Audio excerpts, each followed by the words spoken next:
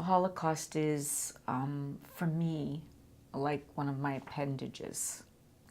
It is, it's in my soul, it's in my DNA.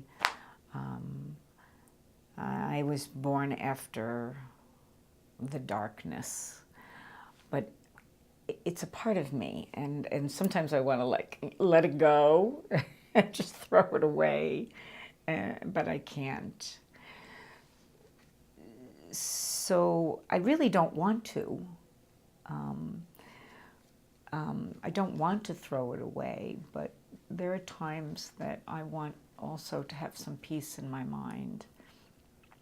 So I go through my periods of talking about it. I lecture on it. But my real passion is to talk about the beauty of the culture before Hitler.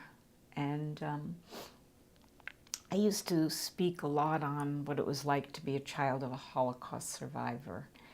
And I would go to schools, and it was after the First World Gathering, and when Helen Epstein wrote her first book, stories about children of Holocaust survivors. It wasn't empirical data. And I would go and I would lecture and go into schools and even public television. I did a workshop for teachers. And it took a lot out of me. It was draining. But I did it because I wanted to, and I need to, and I must. And, but I've been fortunate enough to have a different focus of my passion, and that's teaching the Yiddish language and speaking Yiddish. Ich hab lieb zu reden Yiddish. Man sagt, ein Yid hat lieb den Geschmack von ein jiddische Wort in Moil. A Jewish person has a wonderful taste, a flavor for Yiddish in their mouth and their taste buds.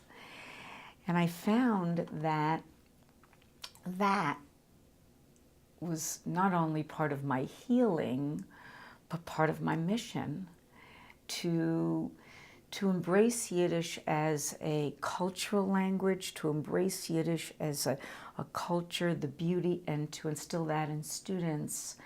And by doing that, I'm defying everything that Hitler tried to do.